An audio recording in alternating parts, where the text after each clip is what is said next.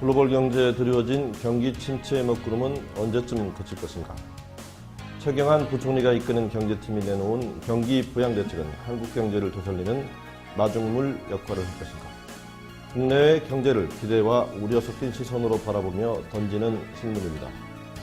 머니투데이 방송은 개국 6주년을 맞아서 세계 석각 한 분을 모시고 이런 질문들에 대한 답을 찾아보려 합니다. 후카가와 유키고 일본 와세다 대학 교수 이 시간에 모셨습니다.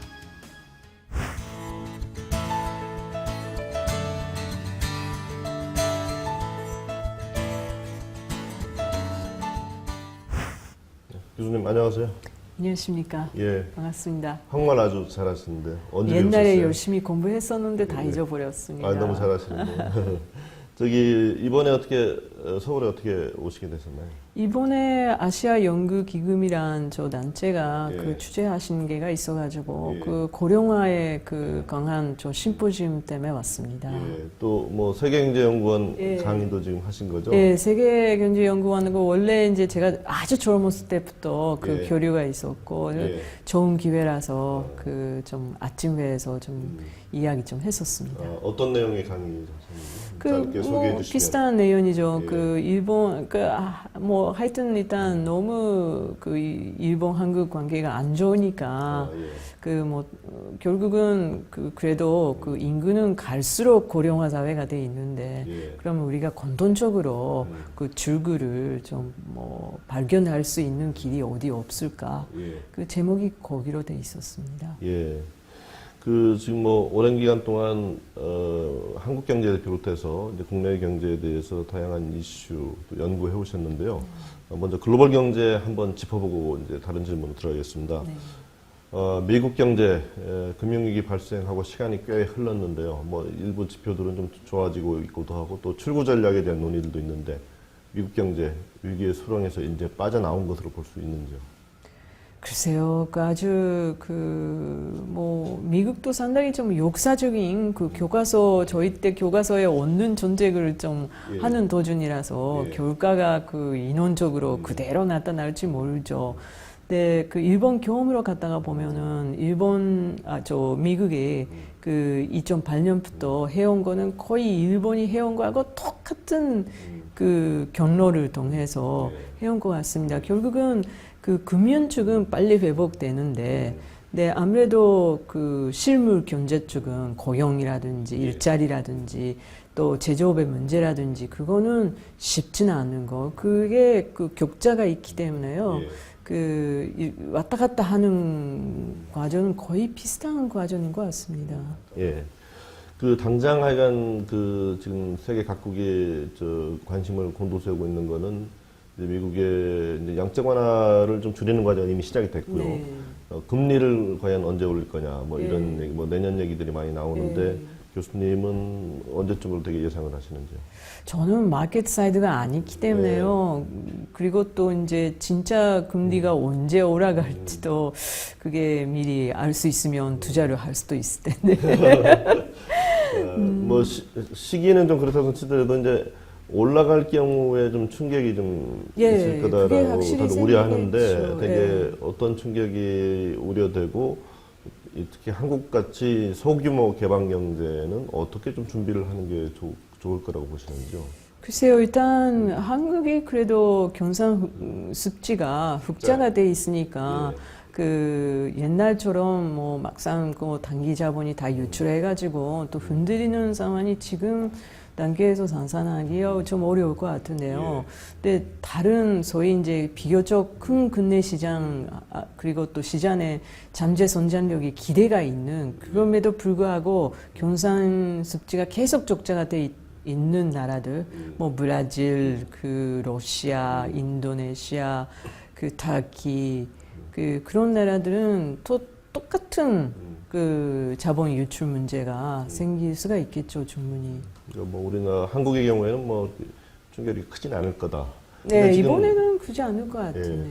근데 이제 저희 내부적으로 이제 보는 관점은 경상수지가 흑자이긴 하지만 이게 수입이 많이 늘어서 나는 흑자가 아니라 내수가 안 좋다 보니까 이제 수입이 줄어서 나는 어떻게 축소 균형적 흑자라는 점에서 문제점을 제기하시는 분도 계시는데 어떻게 보시는지요? 그렇죠. 많은 사람들이 결국은 일본하고 똑같이 되는 거 아니냐. 예. 내수가 안 되니까 갈수록 수입이 계속 축소해가지고 결과적으로 흑자가 돼 있는 건데 예. 그런 게 일단 있긴 하죠. 근데 한국은 아무래도 일본보다 훨씬 또 개방적인 경제라서 한국의 아무래도 경제 문제의 핵심은 세계 경제가 어떨 때 굉장히 많이 확대돼 있고 수출이 계속 늘어나고 있기 때문에 기대에 따라 서플라이 사이드가 굉장히 커졌고 근데 생각해 보니까 이렇게 저렇게 어려움이 시작해가지고 또 2008년 이후에 그렇게 본격적으로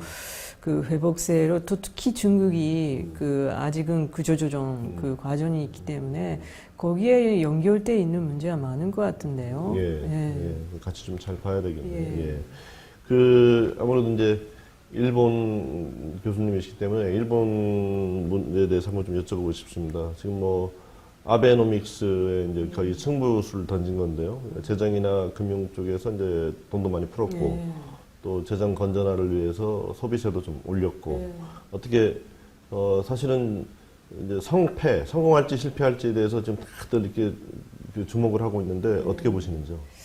아직은 결국은 첫 번째 화살하고 두 번째 거는 아무래도 정부가 할 수 있는 건데 그냥 하려고 하면은 근데 세 번째 거는 역할이 상당히 민간 회사가 해야 되거든요. 세 번째 게 뭘 말씀하시죠? 세 번째 이제 화살이라는 게 선전 전략이죠. 그러니까 돈력은 민간 회사가 중심으로 해서 무슨 그러니까 일본판 잔조 경제라고 생각하시면 그렇죠. 이노베이션 계속 구조계획이라고 하는 거 말씀하시는 거죠? 구조계획은 어떻게 되든 좀 약간 한국하고 차이가 있는 게 완전히 내수 중심으로 됐다 보니까 내수가 원래 이노베이션이 원천이에요.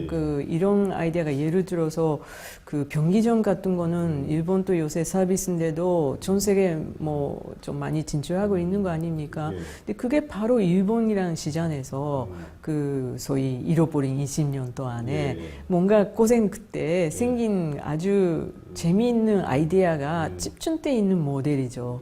근데 그런 게가 원래 민간 회사에서부터 나올 수밖에 없는 거라서 정부가 이렇게 저렇게 하라고 그럴 수가 없는 거죠. 근데 하여튼 일단 정부가 갖고 있는 규제가 시장을 좀 잔조할 수 있는 부분이 있거든요. 이제 규제 완화를 해야 시장이 생기는 거. 그거로 이노베이션이 원천으로서 상당히 중시해서 가자. 그게 아베노믹스의 핵심인 것 같은데 그게 어느 나라나 마찬가지인데 규제는 이유가 없이 있는 건 아니잖아요. 그렇죠, 규제를 지지했던 세력들이 있다는 거죠. 그러니까 그게 조정하는 게가 정부의 역할인 것 같아요. 그때 잘 될 걸로 보십니까? 좀 심각하죠. 그러니까 갈 때마다 기득권들이 다 있는 거니까 어느 정도 정치 캐피탈로 갔다가 국민들 결과를 계속 제재한 채 이쪽에 가자 그런 식으로 나갈 수밖에 없는 거죠. 근데 좀 아무래도 클릭만 하면은 되는 금융계나 아니면 금융 정책이나 일단 국회를 통과하면은 할 수 있는 재정이나 그런 문제보다 훨씬 더 어렵죠. 민주주의의 코스트가 있기 때문에. 그러니까 해낼 수 있느냐가 이제 관건이 될 것이다. 속도의 문제죠.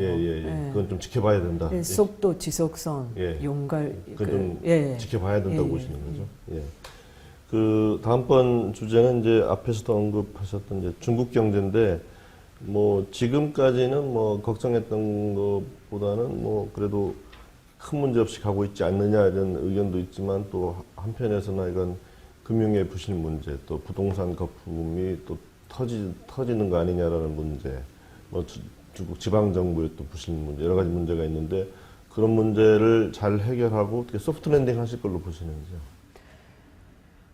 좀 그것도 좀 두고 봐야 되겠다고 생각하는데요. 왜냐하면 결국은 전부 다 연결이 돼 있거든요.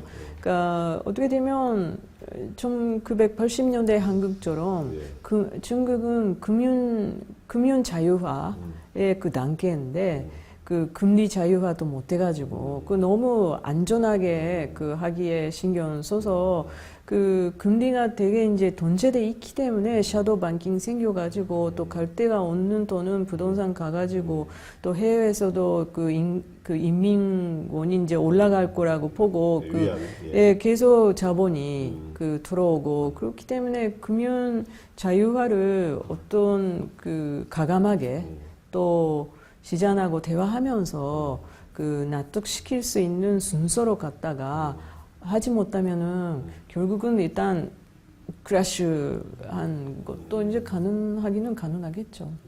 네, 다만 일단 중국은 아직도 재정적으로 그 완전히 두면하지도 못하니까 우리는 어떻게 믿을 수가 있는지도 모르겠는데 일단 여유가 있는 것 같다. 그거는 있죠. 또 민주주의의 코스도 없으니까. 그렇죠. 예. 중국 정부가 대응할 여력을 좀 갖추고 있다. 예, 이렇게 관리할 보시는 거죠. 수 있는 예. 다만 약간 금융 자유화 이 부분이 되게 중요하다고 보시는 거죠. 예, 금융 자유화에서부터 되게 여러 가지 문제들이 생기거든요. 신흥국가. 한국도 되게 이제 어떤 식으로 금융 자유화를 그 뭐 추진할까 해서 이제 고민이 많이 있었던 거죠, 과거. 뭐 세계 경제 전체를 위해서 중국 경제가 크러쉬 붕괴하는 일은 없어야 될 것 같습니다. 예, 너무나 큰 사태이기 때문에. 예. 특히 이제 한국 경제에 대해서 연구를 많이 해오셨기 때문에 이제 지금부터 이제 한국 경제에 대해서 질문 좀 드리겠는데요. 사실 뭐 저희가 앞에서 말씀하셨듯이 한국 경제는 이제 수출 중심의 성장을 쭉 해왔는데 지금 새로운 성장 글로벌 경제가 좋지 못하기 때문에 수출은 좀 이렇게 크게 늘지 못하고 또 우리 경제 스스로도 좀 새로운 성장 엔진을 지금 찾지 못해서 좀 정체 상태에 있는데 총론으로 봤을 때 한국 경제 어떻게 평가하고 계시는지요?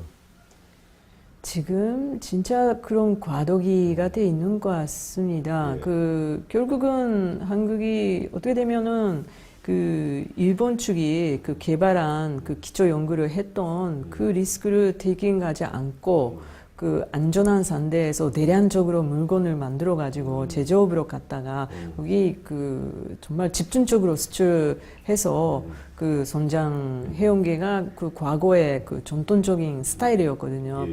패턴이라고 할까요? 근데 이제부터는 중국이란 아주 강력한 그 라이벌이 생겨서 또 라이벌 생산 규모 자체가 틀리고요. 예, 또 노동력의 양쪽도 뭐 정말 좀 규모가 틀리고요. 또 아무래도 환율이 그 수출할 때 그 아무래도 환율이 왔다 갔다 하는 거에 대한 준비를 해야 되는데 중국은 아직은 그 완전히 그 변동제가 아니기 때문에 그 정부가 개입할 수가 있는 거죠. 사실은 여지가. 그래서 한국한테는 정말 무서운 그 라이벌이 생겨가지고 또 그렇다면서도 기술이 계속 유출하는 거는 뭐 어떻게 할 수도 없고 그래서 그게 가장 좀 한계로 돼 있는 것 같은데 앞으로는 그래서 쉽게 복사하기가 어려운 그 소위 영어로 하면 tacit knowledge를 갖다가 그걸 어떻게 비즈니스하고 연결시킬까는 그게 소위 잔존 경제의 핵심인 것 같은데요. 근데 지금 교수님 말씀하시는 이제 그런 방향으로 가야 될 텐데 근데 그런 방향으로 가게 될 경우에 일자리에는 문제가 안 생기겠습니다. 일자리의 저희도 좀 인구가 만만치 않은데 일자리가 생길 수가 있죠. 예. 또 그 한국 워낙 그 교육 시장하고 노동 시장에 연결이 잘 안 돼 있거든요. 그러니까 사실은 노동 시장에서 잠재적으로 어떤 아이디어나 어떤 타렌트를 그 재능을 갖고 있는 사람을 그 하려고 하는데 너무 표준화돼 있는 상대에다가 스펙 학생들도 소위 스펙을 만들기 위해서 정신이 없이 여기저기 다니고 결국은 거의 똑같은 스펙으로 돼버린 또 삼성 뭐 입사하려고 하면은 이 정도로 해야 된다 뭐 그렇게 저렇게 해야 된다 식의 그 하는 게 굉장히 소모적인 소모적인 관계가 돼 있는 거 아닌가 싶은데. 근데 그런 문제점이 좀 해소되려면 좀 어떤 노력이나 정책 대책이 좀 필요할까요? 사람들의 의식 변화도 좀 필요할 텐데. 예, 의식 변화도 그 필요하고요. 또 차라리 간단하게 하려고 하면은 누군가 그 벤처에 스타가 생겨가지고 그 스타에 따라 그냥 이런 인생도 있구나 그런 그 감명을 받아가지고 그러면 나도 좀 작은 거 좀 해볼까 그럴 수 있는 그 분위기가 중요한 것 같아요. 그 지금 말씀하신 그런 관점에서 보면 지금 한국 현 정부가 한국 경제 새로운 그 진로로 창조 경제를 주목하고 있는 거는 잘했다고 보시는 거예요? 네, 예. 저는 결국은 창조 경제로 갈 수밖에 없는 것 생각인데요. 근데 문제는 그 과정을 어떻게 관리할 수 있을까가 문제인데 뭐 창조 경제로 가자 그러면 누군가가 리스크 테이킹 해야 되거든요. 근데 여태까지는 사실은 한국이 아주 기초적인 상당히 시장선이 없을지도 모르는 그런 그 기술 거의 무시한 채 뭐 직접 돈이 되는 것만 선택해가지고 어떻게 되면 가장 효율적으로 대량 생산으로 갔다가 성장해온 거죠. 근데 그 기초적인 것부터 소위 다시 너레지로부터 시작하려고 하면은 투자한 만큼의 리스크가 있는 거죠. 그러면 이 사회에서 누가 리스크 테이킹 해주느냐. 근데 그러면 은행 굉장히 약하죠. 또 가게는 지금 빚이죠. 그러면은 대기업밖에 지금 없는 것 같은데, 근데 정부가 인건적으로 만든 펀드 같은 거는 일본도 실패한 사례가 많고, 사실은 뭐 정부가 누가 벤처가 될 것인지는 판단할 수 있는 능력이 없거든요. 그래서 벤처 캐피탈을, 리스크 테이킹 캐피탈을 어떻게 해가지고 응용할 수 있을까가 핵심인 것 같은데요. 그러면 지금 말씀하신 걸 좀 이렇게 정리해 보면 결국 창조 경제로 가는 것이 구체적인 성과로 나타나려면 지금 말씀하신 대로 대기업들의 역할이 상당히 리스크 테이킹에 있어서 좀 중요하다고 이렇게 말씀하시는 거예요. 예, 지금 사실은 전체적으로 대기업들이 안고 있는 내부 유보로 어떻게 쓸 수 있을까가 정책으로 돼 있는 것 같은데 방식이 여러 가지가 있죠. 그러니까 대기업들이 직접 뭔가 대규모 투자를 해가지고 일자리 많이 만들어가지고 그게 전통 스타일이죠. 그렇게 돼도 괜찮은데도 요즘 갈수록 원이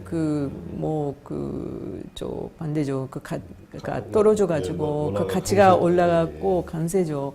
또 수출이 그러면 어려울 때니까 또 인건비도 비싸가지고 그게 무리하게 대한민국에 투자할 이유가 없는 거죠. 네, 그러면 어느 정도 대기업에서 스핀아웃하는 세력들이 벤처로 나서서 일부의 돈을 좀 투자를 해준다든지 그런 식의 아니면 소규모의 기업들이 음란스러운 벤처가 있으면은 그거를 직접 M&A 하지 않고 인재를 좀 박연한다든지 그런 식으로 좀 암스랭스의 적당한 거리를 두면서 하는 게 낫지 않을까 싶은데 여태까지는 옛날에 사고가 아주 지배적으로 돼 있고 또 소위 옛날 재벌계들의 이제 기업들도 다 M&A 해가지고 문어발식에 했다라는 기억이 아직도 생생하게 남아 있기 때문에 새로운 좀 뭔가 구조를 만들어야 되지 않을까 싶은데. 예, 알겠습니다.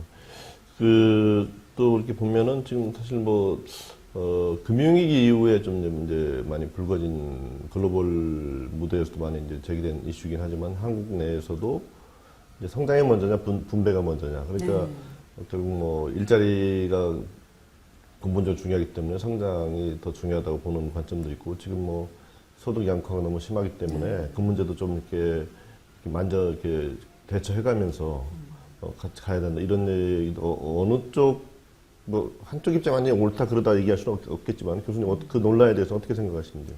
일본도 똑같은 이슈가 있었죠. 근데 너무 지나치게 분배로 갔다가 또 다시 성장으로 돌아왔는데 그러면 일단 정확히 소득 격차가 심해진 이유가 근본적인 문제가 어디로 돼 있냐는 좀 분석해야 될 것 같아요.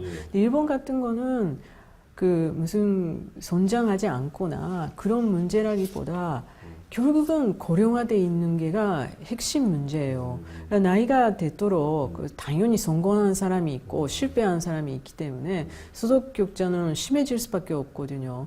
근데 어느 정도 연금이 있으면 그게 조정이 가능한데 한국이 그것도 거의 부족한 상태라서 예. 특히 이제 아직은 사회보장제도에 사각지대가 어느 정도 있기 때문에 예. 그 사실은 그 뭐 효자 효녀 없이는 또 혼자서 사시는 분들이 굉장히 어려울 것 같아요. 예. 네, 그런 데가 있으면 굉장히 소득 격차 있는 거 하고 또 중산층 그 부유층의 차이는 또 고령화 그 문제하고 좀 분리시켜 가지고 분석할 수밖에 없는 거 아닙니까? 그래서 예. 원인이 어디로 있는지 그 봐야 전쟁이 가능할 것 같은데. 예, 예. 그 지금 이제 저희 경제팀을 보면 이제 얼마 전 이제 최경환 부총리가 들어와서 좀 분위기를 좀 바꿔놓고 있습니다. 네. 부동산 이제 경기를 되살리기 네. 위해서 여러 가지 규제 완화 조치도 네. 취했고 또 기업 규제 완화에 대해서도 뭐 대통령이 이제 드라이브를 강하게 걸고 있는데 전체적으로 이제 이런 게 결과적으로는 어떤 효과를 낼 것이냐가 되게 중요한데 어떻게 보시는지 하고 또 한편에서는 이제 이런 규제 완화 조치들이 또 가뜩이나 문제인 가계대출을 더 이렇게 가계의 빚을 규모를 더 키워서 문제를 더 키우는 거 아닌가 또 이런 걱정도 있는데 총론적으로 어떻게 보시는지. 그게 당연한 걱정인 것 같습니다. 그러니까 일단 단장 정부가 뭐 무슨 경기를 부양시키기 위해서 가장 쉽게 아마 할 수 있는 거는 그 부분인 것 같은데 그게 그 고령화 비롯해서 구조적인 그 부동산 시장의 전망을 정확히 그 전망하면서 또 그 규제 완화를 그 할 대신에 일단 금융 감독을 상당히 엄격히 정확히 할 필요가 있는 거 아닌가 싶죠. 왜냐면 그렇게 하면은 쉽게 마블이 생겨가지고 마블은 결국은 일단 시작하면은 어느 정도가 마블인지 구별하지 못해가지고 결국은 갈 때까지 가는 거거든요. 그게 어느 나라나 어느 세계나 다 마찬가지이기 때문에 한국도 이유가 없이 그 규제를 했던 거 아니잖아요. 뭐 지나치게 마블이 생겨가지고 또 빚이 갈수록 늘어나서 그래서 그 목표는 경기 부양 위해서 수단으로서 부동산을 이용하는 게 굉장히 좀 문제가 있는 거죠. 그러니까 단장 다른 방법이 없다고 하면은 그럴 수밖에 없는 건데 그 대신에 또 다른 충격이 다가오지 않도록 정부는 해야 되는 거죠. 예, 잘 대비를 해야 될 것 같습니다. 그 이번에 오셔서 이제 여러 가지 고령화 문제라든가 이런 강연도 해주시고 하신 걸로 알고 있는데 그 교수님께서는 이제 한국의 생산 가능 인구가 이제 피부양 인구보다 빨리 늘어나는 인구 보너스 시대 끝났다.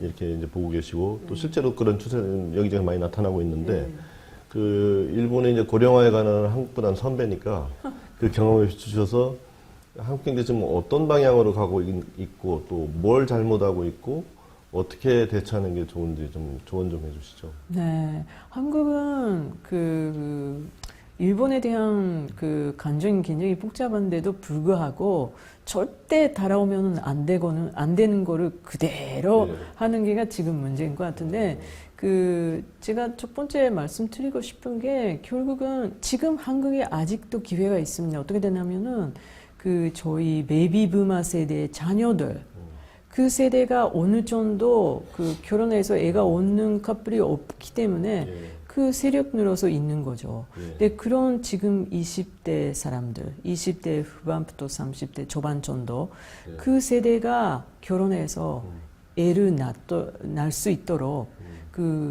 고령화라기보다도 저출산 문제를 우선적으로 생각하면은 인구적으로 아직은 조금 그래도 바뀔 수가 있거든요. 그게 마지막 기회가 될 겁니다.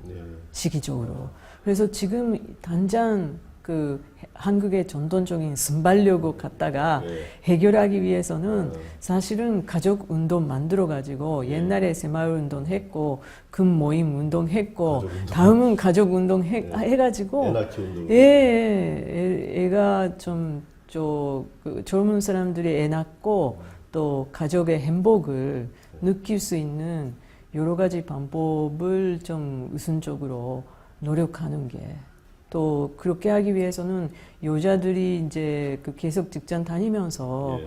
그 애 낳고 키울 수 있는 환경을 좀 예. 마련하기 위해서 정신이 없이 예. 그 할 가치가 있지 그 않을까 일본의 싶어요. 경험에 비춰서 그 부분에 대해서 좀 조언을 해주신다면 그 일본은 여성의 경제활동 문제. 예, 그래서 아베노믹스에 유리하게 전 세계적으로 금전적인 그 방언을 받고 있는 데가 바로 그거거든요. 예. 근데 고령화돼 있는데 노동력이 그 도입이 갈수록 떨어지니까, 그러면 누군가가 계속 일을 해야 되는데, 예. 그러면 여성들이 그냥 그 주부로서 하는 것보다 사회적인 활동해야 자기네 수익이 생겨가지고 또 소비도 하고. 애도 키울 수 있고. 예. 그 마지막 질문 드리겠습니다. 지금 뭐 하여간 장기화된 경기 침체 속에서 지금 여러 가지 어려움을 겪고 있는 경제 주체들이 많이 있는데, 그 오신 김에 그 한국의 그 경제 주체들에게 뭐 희망을 주시는 말씀 한 말씀 해주시고, 아니면 조언 좀 해주시고 이렇게 마무리하겠습니다. 글쎄요. 일단 한국이 상당히 좀 그 일본하고 달리 그 개방 경제이기 때문에요. 예. 뭐 세계 경제가 또 다시 좋아지지 않으면은 뭐 폭발적인 그 성장 기대는 좀 어려울 것 같은데, 예. 그 다만 일단 너무 내수가 그 5천만 명 정도면은 그 유럽 기준에서 큰 나라거든요. 근데 그 내수가 돌아갈 수 있게, 예를 들어서 일본에 해온 거는 그 노인들의 부유층이 굉장히 자산을 갖고 있잖아요. 빚도 없고 생활에 아무거나 어려움이 없는 사람들. 그런 사람들이 세금을 좀 인센티브를 좀 줘가지고 그 좀 빨리 산숙해가지고 그 자산으로 갖다가 애들이 또 돈도 쓰고 교육도 시키고 집도 구하고 그럴 수 있는 좀 세대 좀 빨리 그 소비자의 그 중요한 역할을 할 수 있도록, 그러니까 결국은 정부가 할 수 있는 게 금융 정책이랑 그 세금 정책, 그 두 가지밖에 없으니까, 재정 정책. 그래서 그런 걸 통해서 하는 게 낫지 않을까 싶은데요.